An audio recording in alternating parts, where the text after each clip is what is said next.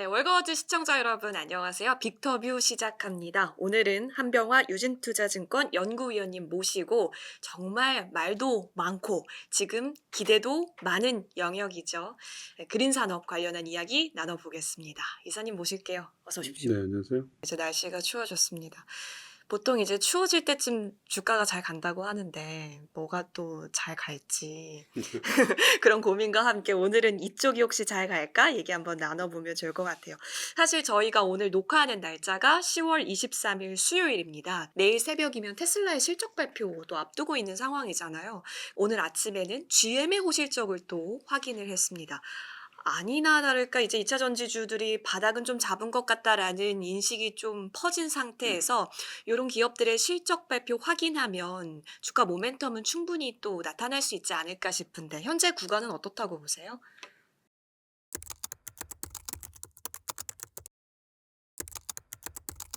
그러니까 제가 저번 인덱스 보고서를 쓰면서 전기차의 비율을 이제 바꿨다 그렇게 이제 네. 말씀을 드린 바 있고요. 올해까지는 업체들의 실적이 올 3, 4분기까지는 좋지는 않습니다. 왜냐하면 우리 배터리 업체들의 고객사인 전기차 업체들이 판매가 그동안 부진했기 네. 때문에 지금 이제 재고를 축소하는 소재나 배터리 재고를 축소하는 과정에 있거든요. 근데 이제 그게 이제 4분기 되면 대충 이제 마무리될 것으로 보고 있고요. 그게 마무리된다는 조건이 달성되려면 판매가 어쨌든 바닥을 좀 쳐줘야 되는 거죠. 근데 이제 그런 시그널들이 나오고 있는 거죠. GM의 발표에서 보시면 전기차 판매가 이제 그 60% 정도 네. 늘었고, 특히 이제 전망에 대해서 굉장히 긍정적으로 얘기를 했죠. 올해 생산되는 대수는 기존의 예상것 같이 한 20만 대 정도 생산을 예상을 하고 있고, 그러면 아마 판매는 도매 재고가 있기 때문에 한 13만에서 14만 대 정도 될 것 같아요. 그리고 변동비 기준으로는 올 4분기에 되면 BEP 정도를 맞출 수 있을 것 같다 이렇게 얘기를 했거든요. 이거 굉장히 중요한 얘기입니다. 그러니까 변동비란 무슨 말이냐면 투자, 그러니까 뭐 공장을 짓고 이런 데 대한 투자비를 빼고 차를 팔았을 때 거기에 들어가는 이제 뭐 원재료비든지 뭐 이런 뭐 배터리 코스트인지 이런 것들 있잖아요. 이런 것들을 판매했을 때 그 비용을 다 제외하고 봤을 때 BEP가 나온다. 이렇게 되고 내년도에는 전기차 부분의 손실이 올해 아마 한 40억에서 50억 달러 정도 될 거예요. 근데 내년도에는 요거를 적게는 20억 달러에서 40억 달러 정도의 그 손실을 줄이겠다. 네. 줄이겠다. 뭐 이렇게 얘기를 했기 때문에 그게 달성 가능하려면 내년도에 하반기 좀 빠르면 3분기 늦어도 4분기부터는 영업이익 기준으로 전기차 부분이 BEP가 나와야 된다는 거죠. 그러니까 그런 전망을 지금 유지를 했고 아직 내년도에 판매 대수에 대해서는 얘기는 하진 않았지만 올해 연말 정도 되면 GM이 이제 한 10종 정도의 승용차의 그 라인업이 확정이 됩니다. 확정이 되기 때문에 내년도 저희가 이제 제가 판매 전망은 한 3만 대에서 5만 대 사이 요 정도쯤 되니까 올해가 13만 대라고 네. 본다면 뭐 큰 폭으로 네. 증가하는 거잖아요. 굉장히 중요한 이슈예요, 이게. 왜냐하면은 테슬라는 사실은 우리 업체들의 포션은 작고 미국에서 보면 파나소닉이 이제 주력이잖아요. 우리는 비테슬라 업체들의 그 배터리 JV이 있기 때문에 거기서도 이제 GM이 워낙 제일 크죠. 근데 그 GM이 이제 전기차로 돈을 버는 시대로 진입할 수 있다. 이런 인재가 되게 되면 다른 업체들이 급해지는 거예요. 그동안은 테슬라는 워낙 뭐 넘사벽이니까 하고 야, 뭐 다른 애들 따라서 그냥 왔다 갔다 하지 이랬는데 GM이 갑자기 판매량이 확 늘면서 돈을 번다. 그러면 이제 포드도 급해지고 스텔란티스도 급해지고 다른 미국에서 파는 회사들까지도 마음이 급해지죠. 그래서 굉장히 중요한 이슈다. 오늘 사실 테슬라 이슈보다는 GM의 이슈가 훨씬 더 중요했다. 이렇게 이제 보시면 되죠. 그런 의미에서 오늘 있었던 LG 엔솔이랑 스텔란티스 캐나다 공장 양산 시작한다도 의미 있는 뉴스겠네요, 그럼요. 그럼요. 예, 그러니까 북미에서 일어나는 에, 다양한 변화들은 한국 업체가 그냥 온몸으로 다 수혜를 보는 거예요. 왜냐하면 중국을 어느 정도 막아놨잖아요. 네. 물론 완전히 막지는 못했는데 바이든이 이제 예외 조항들을 좀 해놨죠. 근데 그마저도 내년도 말이면 거의 끝나요. 그러니까 뭐 예를 들어서 FEOC 규정이라든지 뭐 이런 그 일부에서 중국에 대한 의존도가 너무 크기 때문에 일부 소재들에 대해서 내년도 말까지 이제 허용을 해놓은 게 있거든요. 근데 이제 그것도 끝나기 때문에 해리스가 되든 트럼프가 되든 미국의 전기차 시장은 한국의 업체들이 사실은 주도하고 있는 그런 상황이기 때문에 미국 시장 또 뭐 캐나다 시장도 마찬가지입니다. 캐나다도 미국과 똑같이 인라인해서 무역 장벽을 중국에 세우고 있기 때문에 뭐 굉장히 긍정적인 오늘 GM의 컨퍼런스 콜이었다 이렇게 보시면 될 것 같아요. 사실 그 다음으로 질문드리고 싶었던 게 워낙 전기차 씬에서 테슬라 입지가 컸어가지고요. 또 테슬라는 서학개미 분들도 많고 해서 저희가 주시를 하고 있잖아요. 근데 궁금한 건 이번 GM이 보여줬다시피 테슬라의 점유율이 점점 분산되는 거면 이게 국내에는 어떠한 영향이에요라고 여쭤보려고 했었는데 국내에 있어서는 굉장히 좋은 영향으로 봐야겠네요.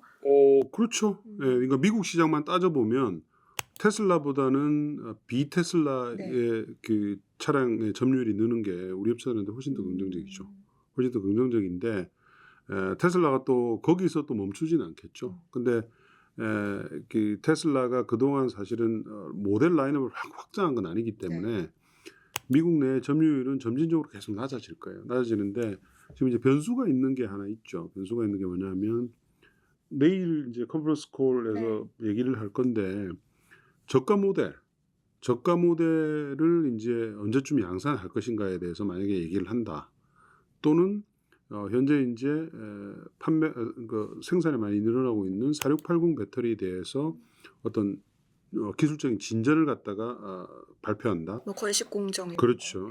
양극에 대한 건식 공정 이런 것들이 만약에 이제 구체화된다면 그거는 테슬라가 다시 한번 치고 갈 수 있는 그런 이제 영역이고. 근데 좋은 것은 테슬라가 발표하게 되는 저가 모델이라든지 뭐 4680에 대한 뭐 이런 기술적인 진보라든지 이런 것들은 우리 업체들도 뭐 예를 들어 LG를 통해 가지고 좀 혜택을 누릴 수 있는 부분이기 때문에 그 부분도 뭐 사실은 나쁜 이슈는 아니다. 뭐 그렇게 이제 보시면 될 것 같아요.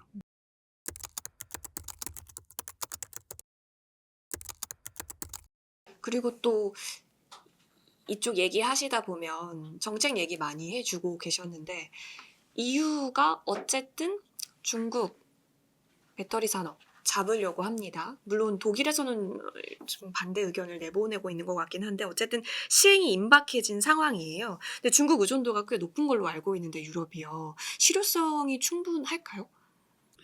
EU가 현재 중국에 대해서 견제하는 것은 배터리가 아니고요. 전기차. 전기차. 중국에서 만들어지는 전기차에 대해서 이제 수입 규제를 하게 되는데 무역 장벽을 세워서 배터리는 이제 아직은 아니죠. 다만 이제 그렇게 규제를 하게 되면 간접적으로 우리 배터리 업체들한테는 영향을 미치죠. 중국산 전기차가 유럽으로 많이 못 들어가게 되면 우리 배터리가 달린 자동차, 뭐 현대나 기아 또는 유럽의 자동차가 조금이라도 더 팔릴 거니까 간접적인 이제 영향이 있고요. 이번 건으로 해서 중국의 그 유럽에 대한 어떤 그 점유율 확대라는 이런 것들이 심각하게 타격받지는 않을 거예요. 가격 차이가 워낙 많이 나기 때문에 아마 초기에는 그 관세를 감수하고 수출을 하게 될 것이고 유럽 영내에 이제 생산 시설을 확대를 하게 되겠죠. 뭐 BYD도 그렇고 많은 지금 업체들이 유럽에다가 전기차 공장을 지금 건설을 하고 있는 중입니다. 하고 있는 중인데 다만 이제 이 부분도 제 입장에서는 EU의 중국에 대한 그동안 좀 관대했던 정책이 장벽이 이제 쌓여가는 참 단초가 생긴 거예요. 그래서 그게 중요한 얘기죠. 전기차 산업을 태양광 산업하고 이제 비교하시는 분들이 많이 있는데 일부 비슷한 부분이 있어요. 배터리 산업도 궁극적으로는 나중에 가면은 이게 이제 완전히 대량 생산 체제가 다 확고하게 되어지면 가격이 굉장히 싸지면서 커머더티화 되죠.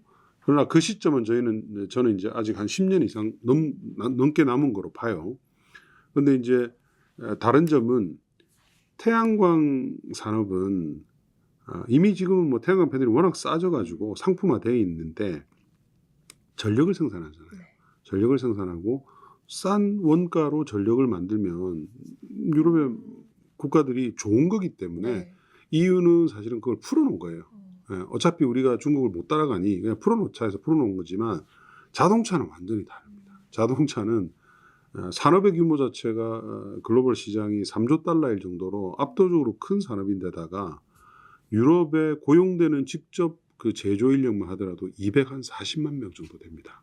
그리고 간접 고용 인력까지 다 따지면 1,000만 명이 넘는 이게 뭐 어마어마한 그 섹터이기 때문에 이거를 중국이 들어와서 뭐 예를 들어서 40%, 50%, 60% 이렇게 점유를 하고 가져간다.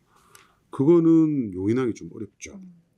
그래서 지금 전기차는 중국에서 만들어진 전기차가 유럽에 팔리는 비중이 지금 한 20% 정도 되는데, 근데 그 중에서 절반 이상이 유럽의 메이커들이 중국에서 만들어서 도로 수입하는 차들이에요. 그래서 중국산 비중은 작년 기준으로 한 7% 정도. 네. 그러니까 중국의 토종업체들이 하는 비중은 그 정도 되는데 벌써부터 장벽을 세워야 되겠다는 이유는 그 정도로 이게 미치는 영향이 크기 때문에 정치적으로 받아들일 수 없는 거죠. 왜냐하면 유럽 내에 그러면 수많은 제조 인력들이 실업을 하게 될 거잖아요. 그래서 장벽을 쌓기 시작했고 배터리는 아직 그건 없어요. 네. 없는데 배터리도 마찬가지일 거라는 거죠. 지금 이제 한 40-50% 정도 되는데 아직은 시장이 본격적으로 거대하게 성장하기 전이기 때문에 이 정도를 용인을 하는데 아마 50% 이상으로 계속 시장이 성장하는데도 중국 업체들을 그렇게 유지하게 한다. 그러기는 좀 어려울 거예요. 그래서 이제 기존에 유럽의 토종 메이커들을 많이 이제 지원을 했었죠. 유럽에서 노스폴트도 있고 뭐 ACC도 있고 또 파워코라는 업체도 있고 이렇게 많이 지원을 했는데 잘 못하죠. 네, 잘 못하고 있어요. 왜냐하면 이제 이 배터리 비즈니스라는 게 쉽게 보이지만 굉장히 오랜 업력이 필요하고 그렇지 않다면 중국처럼 막대한 지원을 계속 해야 되는 비즈니스예요. 근데 안 해왔잖아요. 오래 한 거는 이제 우리 업체들밖에 없기 때문에 중국을 제외하면 그래서 오히려 한국의 역할이 K 배터리의 역할이 유럽에서 조금 더 중요해지고 있다. 그러니까 유럽하고 미국을 따지고 보면 중국을 견제해야 되는데 네. 자국은 견제할 힘이 없는 거예요. 그러니까 한국의 이 그린 제조업이 꼭 필요한 그런 상황이기 때문에 어쨌든 지금은 조금씩 이제 한국 업체들한테 그렇게 그 최악의 국면을 지나서 상황이 좀 호전이 되고 있다 이렇게 보시면 되죠. 오, 그러면 중국은 가격 경쟁력뿐만 아니라 기술 경쟁력에 있어서 지금 우리나라랑 비교했을 때 어느 정도예요? 업체마다 다른데 상위 네. 업체는 우리 업체들보다 뭐 일부 기술에서 더 잘하고요. 가격 경쟁력은 훨씬 더 뛰어나고요. 네네네. 뭐 그럴 수밖에 없습니다. 1년에 차를 전 세계 팔리는 전기차의 네. 60%를 중국이 이 자체적으로 만드는데 배터리가 당연히 발전하죠. 발전하기 때문에 그거는 뭐 인정을 하고 넘어가야 되는 거고요. 네. 다만 이제 정책적으로 정치적으로 중국이 이 자동차 산업의 헤게모니를 전기차를 통해서 가져가는 것을 용인하지 못한다. 미국하고 유럽이 네. 그런 이제 스탠스가 뚜렷하기 때문에 중장기적으로 봤을 때 한국 업체들의 어떤 그런 지위는 있다는 거죠. 그러면 투자에 대한 지금부터의 방향 많이 고민을 하실 것 같은데 종목으로 들어가기 전에 이쪽도 궁금해요. 그린 산업 전반적으로 좀 확장을 시켜볼게요.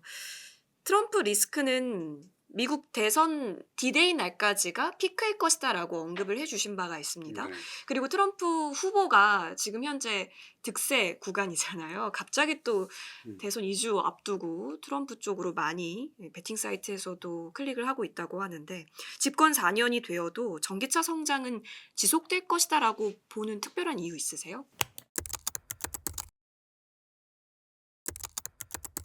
제가 이제 이 판을 되게 오래 봤잖아요. 네. 주식 시장에 들어온 지가 제가 30년이 넘었고 그린 산업의 2000년 초기부터 제가 분석을 했기 때문에 네. 그 사이 미국 대선의 여러 대통령들을 보았죠. 근데 그린 산업이 이슈가 돼서 대통령이 그 바뀔 때마다 주가들이 왔다 갔다 한 거는 네. 오바마 때부터 했어요. 왜냐하면 이제 오바마가 당선되기 전부터 자기는 그린 산업을 육성할 것이다는 것을 처음으로 들고 나온 이제 미국의 대통령이었거든요. 그래서 그때 이제 그린 뉴딜이라는 거를 오바마가 당선되면서 먼저 발표를 했고 선거운동 때부터 그거에 대한 기대가 있었어요. 예. 그래서 주가들이 쭉 올랐죠. 오바마 당선되면서 초기에는 조금 올랐어요. 근데 어떻게 된 줄 아세요? 주가 쫙 다 빠졌죠. 쫙 다 빠졌어요. 그래서 오바마의 2기 2012년부터 주가가 바닥을 치고 이렇게 올라가기 시작했어요. 12년. 그 전에는 거의 오바마 첫 임기 4년 동안에는 한 몇 달 초기에 좋다가 네. 계속 주가들이 빠졌었어요. 사람들이 그랬죠. 이게 오바마가 되면 그린 산업 좀 날아갈 줄 알았는데 주가가 날이면 날마다 빠진다. 그린 산업은 안 되는 거 아니냐. 근데 오바마의 2기부터 2012년부터 주가가 이제 바닥을 치고 오르기 시작을 했죠. 네. 트럼프 때도 똑같았어요. 처음에 이제 힐러리에 대한 기대감 때문에 그린 산업 주가 올랐는데 트럼프가 당연히 뜻밖의 됐으니까 그 오른 만큼 빠졌어요. 네. 빠지고 났는데 곧바로 회복을 다 했죠.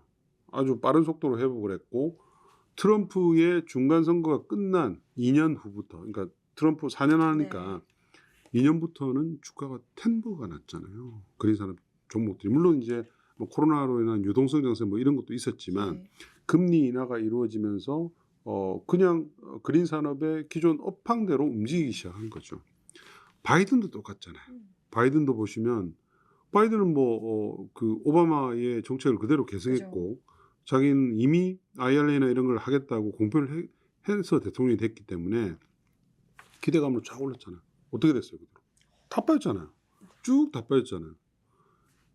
그렇다고 바이든이 그린 산업에 대해서 뭐 반대하는 정책을 한 게 아니지 않습니까? 그러니까 제가 드리는 말씀은 미국의 대통령과 그린 산업 관련주들, 그러니까 풍력, 태양광, 전기차 다 똑같습니다. 주가에 대한 것은 신기루다 이거죠. 신기루.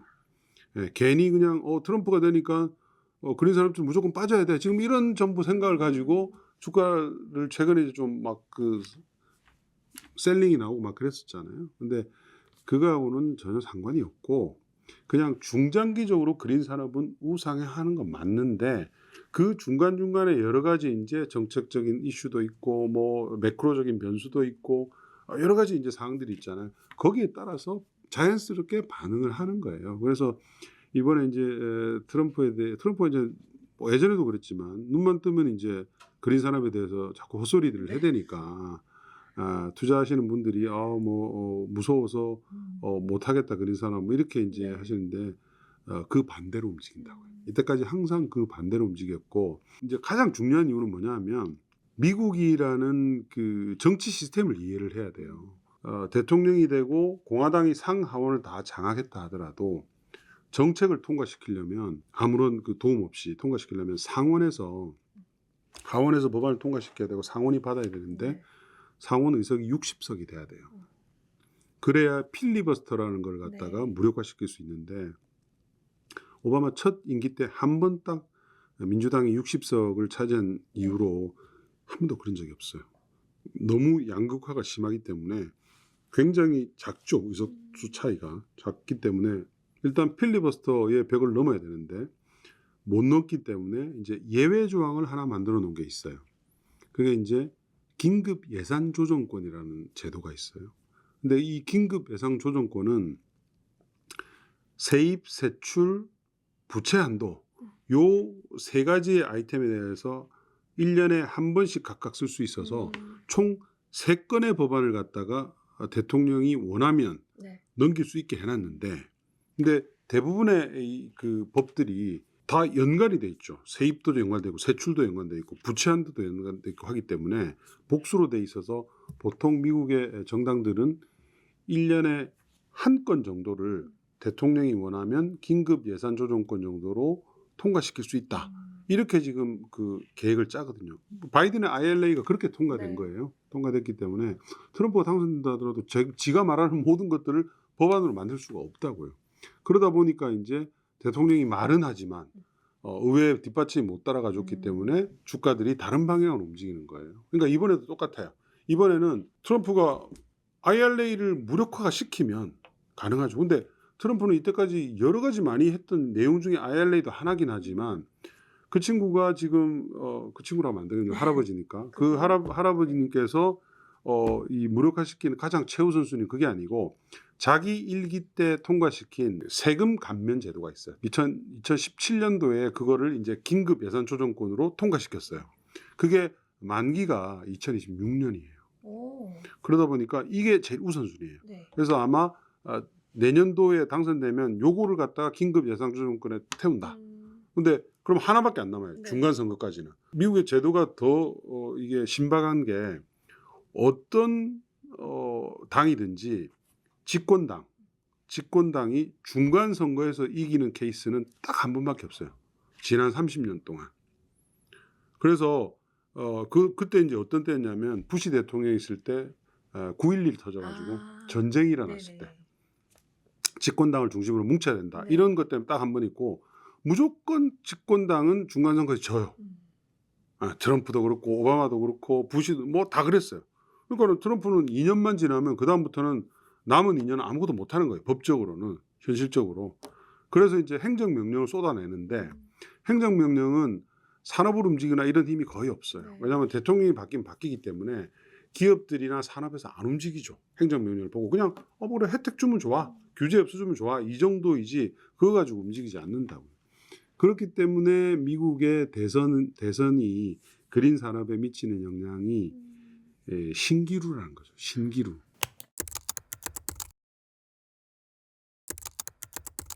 좋아요. 그러면 신재생주로 한번 넘어가 볼까요?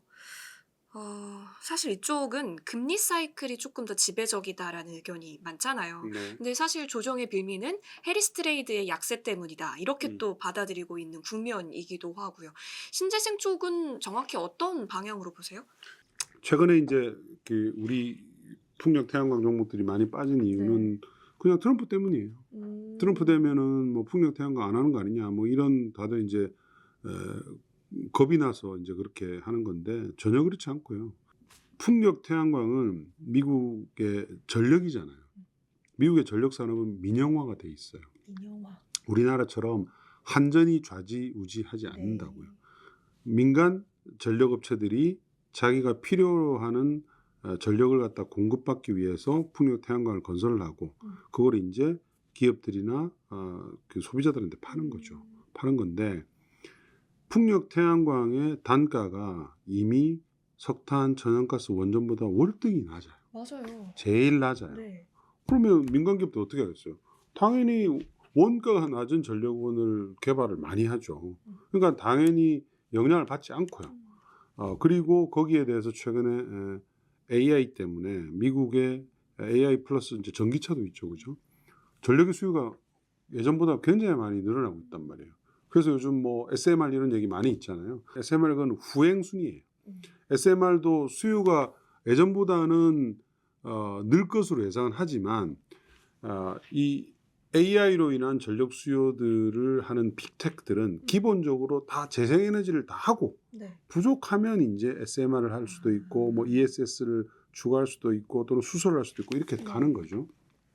그래서 그것까지도 지금 전력 수요까지도 강하기 때문에 뭐 트럼프가 당선된다 하더라도 그 부분을 되돌릴 수가 없잖아요. 근데 어쨌든 11월 5일이면 이제 얼마 안 남았잖아요. 네. 얼마 안 남았기 때문에 11월 5일이 지나면 피크아웃이다. 이제 이렇게 보시면 됩니다. 네, 알겠습니다. 그러면 마지막으로 저희가 진짜 궁금한 건 그린 산업 전반적으로 놓고 봤을 때 투자 관점에서 지금 구간 우리가 접근하기 가장 매력적인 섹터나 아니면 커버하시는 종목군 내에서의 종목은 뭘로 우리가 압축해 볼 수 있을까? 사실 이때만을 기다렸습니다. 다 빠졌잖아요. 그린 산업이 풍력도 그렇고 태양도 그렇고 전기차도 뭐 조금 오르다가 최근에 좀 빠져 있고 해서 지금은 사실은 남은 기간을 뭐 한 2주 좀 안 남았으니까 이 정도로 보면 종목이 조정받을 때마다 그린 산업 대표주들을 갖다가 담아두시면 되겠죠. 조정 받을 때마다. 조정받을 때마다. 예. 플러스가 날 때는 뭐 굳이 살 필요가 없겠지만 네. 만약에 뭐 어제 같은 그런 케이스로 트럼프에 대한 우려로 주가 예, 빠진다면 예. 그 업체들 중에서 실적이 단기 실적이 별로 나쁘지 않은 업체들에 대해서는 담는 게 좋을 것 같고 전기차로 국한하면 내년도 제가 봤을 때는 한 1분기 정도까지는 시총 상위주들이 좋습니다. 왜냐하면 업황 턴어라운드 초기에는 항상 대표주들이 주가 탄력이 좋아요. 그게 이제 뭐 LG엔솔이라든지 또는 뭐 양극재 업체라든지 네. 그죠? 그렇게 가게 되고 대신 이제 내년 한 2분기 정도부터는 공매도가 이제 시작이 되잖아요. 그죠? 정부도 이제 더 이상 묶어놓을 수도 없고 하고 그리고 빠른 업체는 1분기, 늦은 업체는 2분기부터 실적이 이제 성장세로 전환을 해요. 올 4Q까지는 다들 이제 역성장이에요. 네.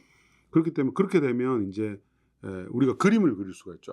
이제부터 성장해서 이 회사가 이제 몇 년 정도 지나면 얼마가 되고 이런 것들이 가능하기 때문에 그때는 밸류에이션 키재기를 합니다. 그게 이제 롱숏 전략이 나오는 네네. 거죠. 비싼 종목은 팔고 싼 종목은 사고 이렇게 나오기 때문에 그걸 감안하면은 내년도 아마 1분기 정도 이후부터는 상대적으로 밸류에이션이 낮은 삼성 SDI 셀 중에서는 그다음에 양극재 중에서는 LG화학 네. 뭐 이런 종목들이 좀 좋아지겠죠. 좋아지고 그린 산업에서 보면 일단 CS 윈드 같은 케이스는 실적이 좀 좋단 말이에요. 네. 실적이 좋은데도 트럼프에 대한 우려 때문에 주가가 폭락했잖아요. 폭락을 했는데 그 참 뭐라고 설명하기 좀 어려워요. 근데 어쨌든 지금 정도의 그 주가에서는 사실은 별로 다운사이드 리스크가 좀 낮아요. 낮기 때문에 실적을 감안하면은 지금 파시면 안 된다. 네. 이렇게 말씀드리고 또 다른 이제 풍력 그 하부구조물 SK 오션플랜트는 사실은 더 억울하죠. 왜냐하면 그 회사는 뭐 실적은 그렇게 좋진 않아요. SK 오션플랜트는 왜냐하면 이제 수주가 올해 수주가 예상보다 좀 작아서 요게 이제 올 4분기 또는 내년 상반기에 이제 많이 몰려 있거든요. 근데 SK 오션플랜트는 미국하고 전혀 상관이 없잖아요. 한국하고 대만에 지금은 현재 대만에만 매출액이 일어나고 있는데 한국의 해상 풍력이 올 4Q에 입찰이 있어요. 네. 이게 이제 큰 입찰이 작년에 시작이 되긴 했지만 올해 입찰이 특히 주목받는 것은 정부가 올해부터 2026년까지 6기가 입찰을 하겠다고 했거든요. 그러니까 굉장히 큰 규모가 앞으로 2030년까지 계속 들어와요. SK 오션플랜트는 국내 유일한 하부구조물 전용 공장을 지금 가지고 있기 때문에 사실은 억울한 거죠. 트럼프하고 아무 상관도 없는데 같이 빠졌으니까 그렇게 이제 보시면 되고 네. 그다음에 이제 알파를 창출하기 위해서는 항상 보면 신규 업체가 좋거든요. 제가 이제 최근에 말씀드리고 있는 것은 동국산업이라는 업체가 있죠. 동국산업은 자동차용 냉연강판을 만드는 업체입니다. 근데 이 회사가 최근에 이제 원통형 배터리 있죠. 원통형 배터리에 케이스를 만드는 소재, 니켈 도금 강판이라는 것을 이제 공장을 신규로 지었습니다.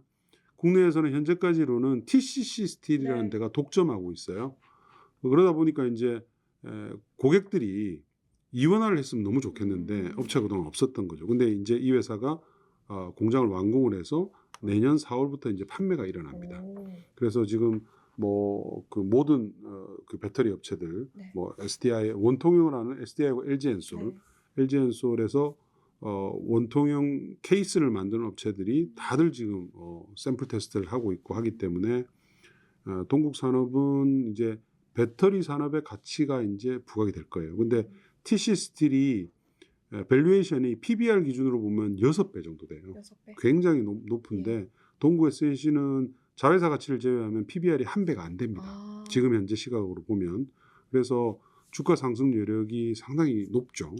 그래서 그런 알파의 종목들을 좀 찾는 그 노력을 하면 업황이 개선될 때는 그런 종목들이 또 잘 가거든요. 그래서 업황이 안 될 때는 사실 그런 것도 잘 안 돼요. 그래서 동국산업도 재작년에 한번 이렇게 올랐다가 건설한다는 이제 얘기 때문에 쫙 올랐다가 다 빠졌잖아요. 네. 근데 지금은 이제 내년부터 이제 매출액이 시작이 되니까 그런 종목들을 좀 찾으시면 좋을 것 같아요. 그 가운데는 새로운 기업으로서 동국산업 네. 앞으로 좀 주시해 보아도 좋겠고, 사실상 지금 구간에서는 그러면 시총 상위단 추적하면서 내년이 넘어가는 순간에 있어서 어떤 종목 교체 움직임까지 같이 염두하면서 투자 전략 살펴보시면 좋겠습니다. 아유, 귀한 발걸음 해주셔서 감사합니다. 월가우즈 빅터뷰 오늘 한명화 이사님 모시고 함께했습니다. 여러분 언제나 늘 성투하십시오. 고맙습니다. 네, 감사합니다.